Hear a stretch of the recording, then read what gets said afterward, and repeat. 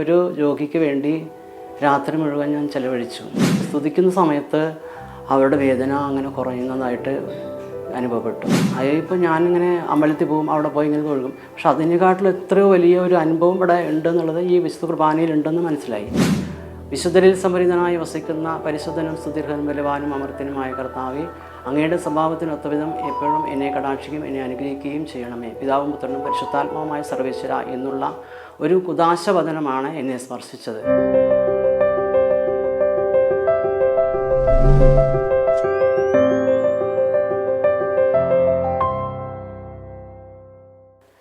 ഈശോമിശിഹായ്ക്ക് സ്തുതിയായിരിക്കട്ടെ. എൻ്റെ പേര് പോൾ, ഭാര്യയുടെ പേര് മേരി, മകൻ്റെ പേര് അമൽ, മൂത്ത മോളുടെ മകളുടെ പേര് അപ്സര. മകൻ അച്ഛനാകാൻ പഠിക്കുന്നുണ്ട്. ഇപ്പോൾ 6ാമത്തെ വർഷം, ഫിലോസഫി 3ാമത്തെ വർഷം കഴിയാറായി. എനിക്ക് ഈശോയെ അറിയാൻ സാധിച്ചത് ഒരു വിശുദ്ധ കുർബാനയിലൂടെയാണ്. യെശയ്യാ പ്രവാചകൻ്റെ പുസ്തകം 61-ാം അധ്യായം 3-ാം വാക്യത്തിൽ ഇപ്രകാരം പറയുന്നുണ്ട്: വെണ്ണീരിന് പകരം പുഷ്പമാല്യവും വിലാപത്തിന് പകരം ആനന്ദ തൈലവും തളർന്ന മനസ്സിന് പകരം സ്തുതിയുടെ മേലങ്കിയും നൽകുവാൻ അവിടുന്ന് അയച്ചിരിക്കുന്നു. ഈ വചനമൊന്നും ആ ഒരു 1996-97 കാലഘട്ടത്തിൽ എനിക്ക് വചനമൊന്നും അറിയില്ലായിരുന്നു. എന്നിരുന്നാലും ഒരു ഹോസ്പിറ്റലിലെ ഒരു ശുശ്രൂഷ, ഒരു രോഗിക്ക് വേണ്ടി രാത്രി മുഴുവൻ ഞാൻ ചെലവഴിച്ചു. ആ രോഗി ഭയങ്കര വേദനയായിട്ട് ഒത്തിരിയേറെ ബുദ്ധിമുട്ടുന്ന കണ്ടപ്പോൾ രാത്രി ഞാൻ അവിടെ നിന്ന് അവർക്ക് വേണ്ടി, എനിക്കറിയില്ല ഇങ്ങനെ ഇങ്ങനെ അവർക്ക് വേണ്ടി സ്തുതിക്കുന്ന സമയത്ത് അവരുടെ വേദന അങ്ങനെ കുറയുന്നതായിട്ട് അനുഭവപ്പെട്ടു. അപ്പോൾ ഈശോ കൂടെ ഉണ്ടെന്നുള്ള ഒരു ബോധ്യം വന്നു. പിന്നെ ഞാൻ എൻ്റെ കൂട്ടുകാരൻ്റെ കൂടെയായിരുന്നു താമസം, കോയമ്പത്തൂർ ഒരു വർക്ക്ഷോപ്പ് ജോലിയായിരുന്നു. അപ്പോൾ എൻ്റെ കൂട്ടുകാരൻ എൻ്റെ കൂടെ ഉണ്ടായിരുന്നു. അവനൊരു ക്രിസ്ത്യാനിയാണ്. അവൻ പറഞ്ഞു, നീ പള്ളിക്ക് വരുന്നുണ്ടെങ്കിൽ കൂടെ വന്നോ എന്ന് പറഞ്ഞു. അപ്പോൾ ഞാനൊരു അമ്പലത്തിൽ പോകും, അവന് 2 വള്ളത്തിൽ കാലിടരുത്, ഏതെങ്കിലും ഒന്നിൽ വരണം, ഉറച്ചു നിന്ന് വിശ്വസിക്കുക, പ്രാർത്ഥിക്കുക, ദൈവം അത്ഭുതം പ്രവർത്തിക്കും എന്നൊക്കെ പറഞ്ഞു. അപ്പോൾ അതിനുശേഷം ഞാൻ കുർബാനയ്ക്കൊക്കെ പോകുമായിരുന്നു. കുർബാനയ്ക്ക് അത്യാവശ്യം പോയിക്കായിരുന്നു. അതിനുശേഷമാണ് ഈ രോഗിക്ക് വേണ്ടി ഒരു ദിവസം അവിടെ താമസിക്കാനായിട്ട് ഇടവന്നത്, പാലക്കാട് ഗവൺമെൻറ് ആശുപത്രിയിൽ. അപ്പോൾ അവിടെ ചെന്ന് ഈ രോഗിക്ക് വേണ്ടി എൻ്റെ ആരുമല്ല, ഒരു ആൾ ഇങ്ങനെ സഹായം ചോദിച്ചു. ഞാൻ ഒരു കൂടെ നിൽക്കുമെന്ന് ചോദിച്ചു. ചെയ്യാൻ ഞാൻ പറഞ്ഞു. അപ്പോൾ ഈ രോഗി ഭയങ്കരമായിട്ട് വേദന, ഒരമ്മച്ചിയാണ്, ഭയങ്കര വേദനയായിട്ട് കിടക്കുന്നത്. അപ്പോൾ അവർക്ക് വേണ്ടി ഞാൻ സ്തുതിച്ച് പ്രാർത്ഥിക്കുമ്പോൾ എനിക്ക് ഈ വചനം ഇങ്ങനെ കടന്നു വരുന്നുണ്ട്. അപ്പോൾ ഞാൻ ഈ യെശയ്യാ 61:3 വചനം ധ്യാനിച്ചു. അവർക്ക് വേണ്ടി, എനിക്കറിയില്ല, വചനം അറിയില്ല. അപ്പോൾ ഈ സ്തുതിയുടെ മേലെങ്കിൽ യേശുവേ നന്ദി, യേശുവേ സ്തുതി എന്ന് പറയുമ്പോൾ ആ ഒരു രോഗിക്ക് ഭയങ്കര ആശ്വാസമായിട്ട് ശാന്തമായി ഉറങ്ങുന്നതൊക്കെ എനിക്ക് അനുഭവപ്പെട്ടു. അതിൽ നിന്ന് ഞാൻ കുർബാനയിലേക്ക് വേണ്ടി കുർബാനയിൽ എനിക്കറിയില്ലായിരുന്നു. പക്ഷേ എന്താണെന്ന് അവിടെ നടക്കണമെന്നാണ് എനിക്കൊന്നും അറിയില്ലായിരുന്നു.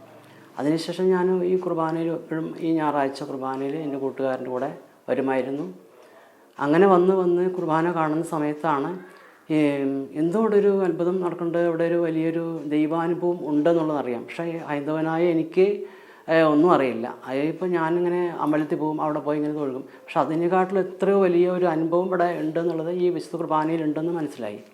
അങ്ങനെ ഇരിക്കുമ്പോൾ ഒരു ഞായറാഴ്ചയിലാണ്, 1997 കാലഘട്ടത്തിലാണ്, അപ്പോൾ ഒരു പ്രാർത്ഥന, ഒരു കുദാശവചനം എൻ്റെ മനസ്സിൽ ഇങ്ങനെ അച്ഛൻ അവിടെ നിന്ന് അച്ചരിക്കുന്ന സമയത്ത് പെട്ടെന്ന് ഇങ്ങനെ വന്നത്: വിശുദ്ധരിൽ സംഭരിതനായി വസിക്കുന്ന പരിശുദ്ധനും സ്തുതിർഹനും ബലവാനും അമർത്യനുമായ കർത്താവേ, അങ്ങയുടെ സ്വഭാവത്തിനൊത്തവിധം എപ്പോഴും എന്നെ കടാക്ഷിക്കുകയും എന്നെ അനുഗ്രഹിക്കുകയും ചെയ്യണമേ. പിതാവും പുത്രനും പരിശുദ്ധാത്മാവുമായ സർവേശ്വര എന്നുള്ള ഒരു കുദാശവചനമാണ് എന്നെ സ്പർശിച്ചത്. ആ വചനം സ്പർശിച്ച ഉടനെ എന്നെ എന്തോ ഒരു ഷോക്ക്, ഭയങ്കര ഷോക്ക് വന്നു. എന്തോ ഇവിടെ നടക്കുന്നുണ്ട്, ഈശോ തന്നെയാണ് ഏറ്റവും വലിയ ദൈവം എന്നാണ് എനിക്ക് പറയാം. ഒരു ഹൈന്ദവനായി എനിക്ക് ഒന്നും അറിയില്ല. പക്ഷേ ആ ഒരു കുദാശവചനത്തിലൂടെ എന്നെ കർത്താവ് ഭയങ്കരമായിട്ട് സ്പർശിച്ചു. അതിനുശേഷം എനിക്ക് ഭയങ്കര ഒരു മാറ്റം. ഞാൻ പറഞ്ഞു, എൻ്റെ കൂട്ടുകാരനോട് പറഞ്ഞു, ഇങ്ങനെ ഒരു വചനം ഇങ്ങനെ കടന്നു വന്നു, എനിക്കറിയില്ല, എന്താണെന്നറിയില്ല, എന്നെ സ്പർശിച്ചു. അതിനുശേഷം ഇനി ഞാൻ കുർബാന സ്വീകരിക്കുന്ന അവരുടെ കുർബാനയൊക്കെ സ്വീകരിക്കണം എന്നുള്ള ഒരാഗ്രഹം അന്ന് തുടങ്ങി. അതിനുശേഷം അവർ ഇപ്പോൾ പറ്റില്ല, കൂട്ടുകാരൻ പറഞ്ഞു, ഇപ്പോൾ പറ്റില്ല, നീ മാമോദിസ സ്വീകരിക്കണം, അതിനുശേഷം പറ്റുള്ളൂ എന്ന് പറഞ്ഞു. അപ്പോൾ ഞാൻ ഈ കുർബാന സ്വീകരിക്കുന്ന അവരുടെ കൂട്ടത്തിൽ നിന്നിട്ട് ഇങ്ങനെ അവരെ തൊട്ട് ഞാനിങ്ങനെ പ്രാർത്ഥിക്കും. ആ അരൂപി എന്നിലേക്ക് വരും, ഈശോയെ എൻ്റെയിലേക്കും വരണേ എന്ന് പറഞ്ഞ് ഇങ്ങനെ പ്രാർത്ഥിക്കും. അതിനുശേഷം എനിക്കൊരു പനി വന്ന ശേഷം ഭയങ്കരമായിട്ട് പനി വന്നു. അത് ഒരു ഡോക്ടറെ അടുത്തേക്ക് പോയി, എന്നിട്ടും മാറുന്നില്ല. അപ്പോൾ ഞാൻ ഈശോയെ കൂടുതൽ സ്നേഹിക്കാൻ തുടങ്ങി, കൂടുതൽ സ്നേഹിച്ചു, വചനമൊക്കെ വായിക്കാൻ തുടങ്ങി. അപ്പോൾ നീ നല്ലോണം പ്രാർത്ഥിക്കുന്നിട്ട് വചനമൊക്കെ വായിക്കും എന്നൊക്കെ പറഞ്ഞ് കൂട്ടുകാരൻ പറയുകയും ചെയ്ത് അതിനുശേഷം ഈ വചനം വായിക്കുകയൊക്കെ ചെയ്യും. പക്ഷെ പെട്ടെന്ന് ഈ പനി വന്നപ്പോൾ എനിക്ക് ഈ പനി മാറുന്നില്ല.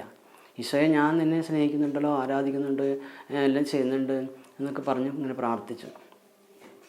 ഈ കുദാശ വചനം കേട്ടതിന് ശേഷം ഞാൻ എൻ്റെ അമ്പലത്തിലോ ഞാൻ ആരാധിക്കാനൊന്നും പോയില്ല. അമ്പലത്തിലെ വിഗ്രഹങ്ങളിലൊന്നും ഞാൻ പോയില്ല. ഈശോ ഇവിടെ തന്നെയാണ്, ഒരു ദൈവമേയുള്ള സത്യദൈവമുള്ളതെന്ന് അതിനുശേഷം ഞാൻ പോയില്ല. പിന്നെ ഈ വചനമായിട്ട് ഞാൻ വചനം ധ്യാനിക്കുകയും പ്രാർത്ഥിക്കുകയൊക്കെ ചെയ്തു. അതിനുശേഷം ഈ പനി വന്നപ്പോൾ എനിക്ക് ഇതെന്തുകൊണ്ടാണ് ഇങ്ങനെ വരുന്നത് ഇങ്ങനെ ചോദിച്ചപ്പോൾ എബ്രായക്കാർക്ക് എഴുതിയ ലേഖനത്തിൽ 12-ാം അധ്യായത്തിൽ പറയുന്നുണ്ട്, പിതാവിൻ്റെ ശിക്ഷണം ലഭിക്കാത്ത ഏത് മകനാണുള്ളത്? അങ്ങനെ ഇല്ലാത്ത സന്തതി ജാരസന്തതിയാണ്. പിതാവിൻ്റെ സ്നേഹം അനുഭവിച്ചറിയുന്നവർക്ക് ശിക്ഷണമുണ്ട് എന്നുള്ളത് മനസ്സിലായി. അപ്പോൾ ആ ഒരു ശിക്ഷണം എനിക്ക് കൂടിയേ തീരുള്ളൂ. അപ്പോൾ അങ്ങനെ യേശുവിനെ സ്നേഹിക്കുമ്പോൾ, ദൈവത്തെ സ്നേഹിക്കുമ്പോൾ ആ ഒരു സ്നേഹത്തിൽ വരുമ്പോൾ ശിക്ഷണം തന്ന് വളർത്തും എന്നുള്ളത് ബോധ്യമായി എനിക്ക്. അതിനുശേഷം ഞാൻ ഡോക്ടറെ അടുത്തൊക്കെ പോയി വന്നതിന് ശേഷം ഈ പനി വിട്ടുമാറുന്നില്ല. അപ്പോൾ ഞാൻ ഈ വചനം ഇങ്ങനെ വായിച്ചതിന് ശേഷം ധ്യാനിച്ച് കുറേ നേരം സ്തുതിച്ചപ്പോൾ എൻ്റെ പനി വിട്ടുമാറി ഭയങ്കര ഒരു അനുഭവമായി. ഞാനപ്പോൾ അയൽക്കാരത്തൊരു നായർ കുടുംബമാണ്. ഞാൻ പറഞ്ഞു എൻ്റെ പനിയൊക്കെ മാറിയിട്ടോ, എന്ത് പറ്റി ചോദിച്ചു. മരുന്ന് കഴിച്ചിട്ട് മാറാത്ത പനി എങ്ങനെ മാറി? ഞാൻ പറഞ്ഞു ഞാനിങ്ങനെ ഒരു വചനം ധ്യാനിച്ചു, ആ വചനത്തിലൂടെ എന്നെ സ്പർശിച്ചു, കർത്താവ് എന്നെ സുഖപ്പെടുത്തി എന്ന് ഞാൻ പറഞ്ഞു. അതിനുശേഷം പിന്നെ ഞാൻ എൻ്റെ മാരേജ് കാര്യങ്ങളൊക്കെ 2001 കല്യാണം കഴിഞ്ഞത്. പിന്നെ ആ സമയത്തൊന്നും മാമോദിസ സ്വീകരിക്കാൻ പറ്റിയില്ല.